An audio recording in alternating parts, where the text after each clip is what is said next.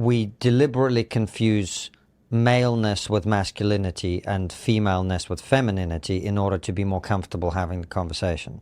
I actually don't. That isn't my hang up, because for me, male, female is easy. Right. It's when somebody is using male, female as monikers for feeling masculine or feeling feminine that this gets all tangled up. Well, this is what I'm saying. These things, I have female friends who are very masculine in terms of how they think and behave. I have a female wife that's like that. So I know exactly what you mean. Now, does that make her less female? No. So in other words, how you feel and whether you feel masculine or feminine is not a determinant of whether you're male or female. Correct. Therefore, feeling female does not make a male female. Correct. Therefore, this whole conversation is pointless. False. That's where I would say that it is deranging as I watch very smart people either act as if they can't see the difference in what people are saying, because what we need is just another word for the way that I feel. So I map my internal emotions onto the standard human with vagina, right? Hold on. The claim that trans ideology makes and trans activists make is that if I say the words, I am a woman, I am now female.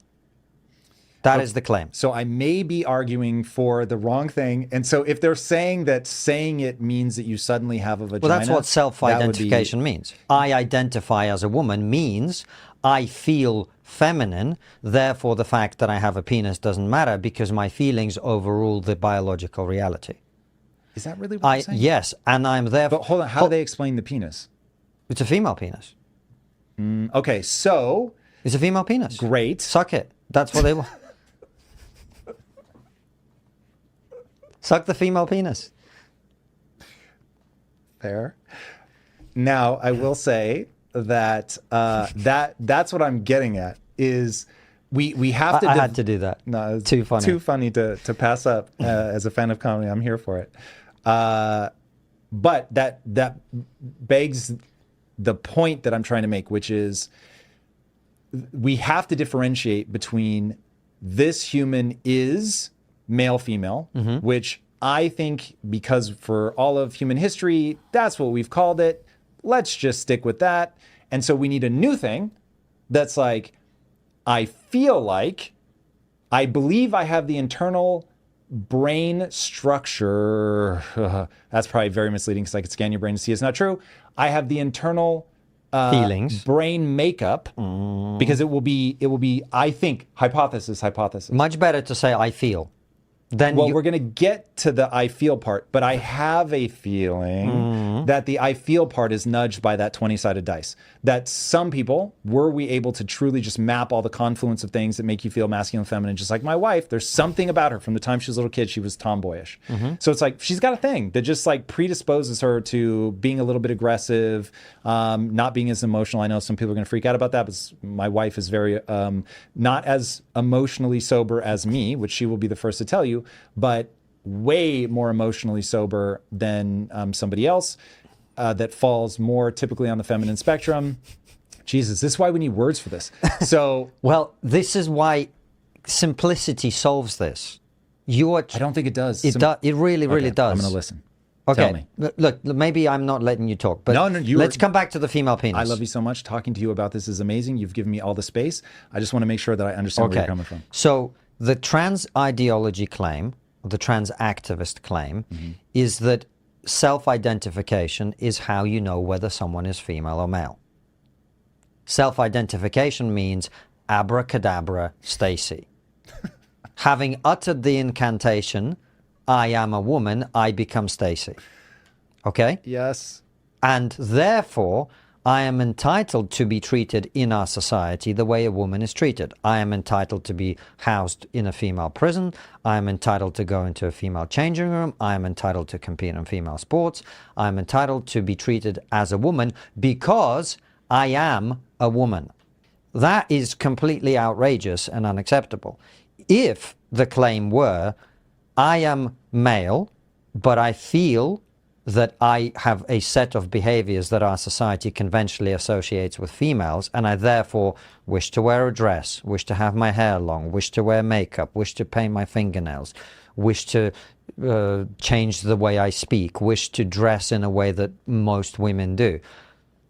Cool. Go do it. Be you.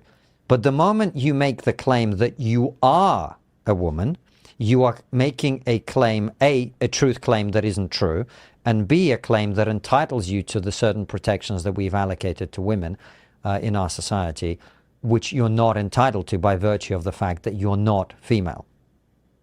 Does that work as a starting basis for this conversation? It works as a starting basis for this conversation. I'm going to steel man everything you said because that is as I understand it. And I think that there is a demarcation point that we have to draw that I think ultimately, I won't prognosticate about where we end up. So I'm going to steel man the argument. Let me know if I miss anything. So a trans activist would say that the thing that makes me male or female is the way that I feel. And if I, regardless of whether I have the genitalia of a male, if I feel female and I say that I'm female, then I am a woman. If I feel like a woman and I say I'm a woman, I am a woman. And therefore, you should treat me and give me all the protections that a woman would get. So spaces that are reserved for women, I should have access to that. Prisons that are reserved for women, I should have access to that.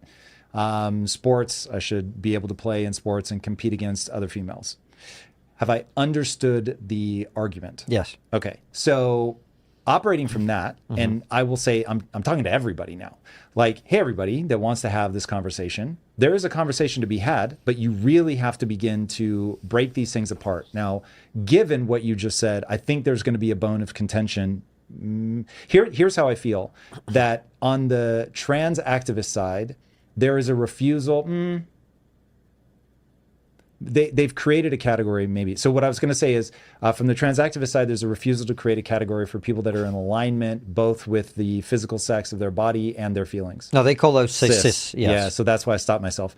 So what they are perhaps not being intellectually honest about how we need to categorize things. So let me walk through this. The way that I would want to have a productive conversation is everything in its category, so that we may then talk honestly about the consequences, the second and third order consequences of these categorizations. So one, I'm introducing a new thing to the argument, because even if I'm willing to adopt cis, which I'm not, there's something about that makes me feel manipulated, because they're trying to co-opt something that's existed for so long. I'm totally cool for introducing a new category. There's something that I haven't thought through about why I don't like the co-opting of something old. That feels sleight of hand. So I'm going to set that aside for a second. So I'm introducing a new idea to this discussion, or trying to, which is that I think that there is something to be said about being nudged. And there's a malleability in here. And if we're not being honest about the malleability, we won't understand why it's important to get the categorization right. Because I'm saying that there is once we say, okay, the biology is pretty clear, you're either male or female. And yeah, look, some things in the margins, pretty fascinating, but so marginal for people that have both a penis and a vagina, which does happen. Crazy, but true. Setting that aside for a second, everything about the brain does feel like it's A, hyperfragmented, and B, that everything's a spectrum, which is why I've always considered myself to have a slightly more feminine temperament. My wife has a slightly more masculine temperament. And that is one of the reasons that our marriage is so good. And when I give marriage advice to people, I always feel a little bad, because I'm like, well, if your wife is hyper feminine and you're hyper masculine, this is all going to be a fucking nightmare. And good luck, because you guys, one of you really is from Mars and the other really is from fucking Venus, and you're alien species. And goddamn, you can raise kids, but holy hell, like the two of you trying to like really be each other's soulmates and get all the things that I'm telling you you're going to get, probably not so much. Don't know. That's been exactly my experience. Yes, but are you hyper masculine? Yeah. Okay, cool. Then it can work He's out. calling out my masculinity right on camera. Unbelievable. Because I have an internal definition of hypermasculine of the Jocko Willink is hypermasculine. Yeah, but and if he's able to do it, then word. being masculine isn't about having muscles. But anyway, it's not. Can we agree that there is a category of human that I call a pub brawler in the UK? And Yes. you can take one look at that motherfucker and be like, oh, I know a lot about you based on the shape of your head. Yes. Okay. So I'm just saying there really are things that manifest physically that like... You've defined masculinity in a very narrow way. I haven't defined masculinity. I have not made any attempt to define masculinity yet. Okay. Sorry. Other than I We're have opening earlier said... big cans of God, I worms. know. If viewers are having as much fun listening as I am talking, we'll keep going. Cool. Okay, so I'm trying to introduce this idea of nudgeability. We are malleable. We are shapeable. You can sway somebody. My wife has made me more masculine over time because she's actually more into that. She probably takes for granted the part of me that's hyper communicative and in touch with my emotions and able to admit my insecurities. She probably just takes it for granted. But honestly, there was a time in our relationship where she straight said to me, "Your insecurities aren't sexy." And I quote. And I was like, oh, God damn. So I realized, A, that's true. I need to fucking toughen up here, deal with my insecurities, be a bit more manly. And she was way more into that, which she rewarded them with sexual attention. I'm fucking nudgeable. Like, you can encourage me in directions. So anyway, I want nudgeability, malleability, shapeability in here. So that then we have to ask questions. What direction are we going to nudge people? Because you're going to nudge people, whether you mean to or not. And seeing celebrities dress their boys up in dresses, you're nudging them, whether you mean to or not. You're nudging, you're shoving them. So, but hey, blue and trucks and all that, one could argue, is not nudging, is shoving. Whatever. But let's have that on the table. Okay, so if we are somewhat malleable, but trying to push somebody all the way in a direction ends in fucking disaster. I forget the kid's name.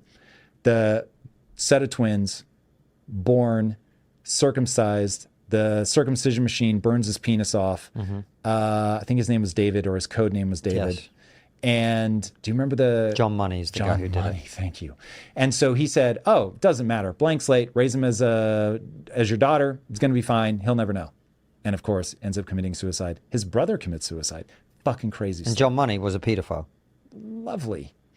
If that's written and taken out of context, I'm kidding. That's obviously horrifying. There are limits to how far we can nudge them. We need the categories. We need to understand where people are going to fall so that we are very open and honest about, yeah, you can push people in a direction. There will be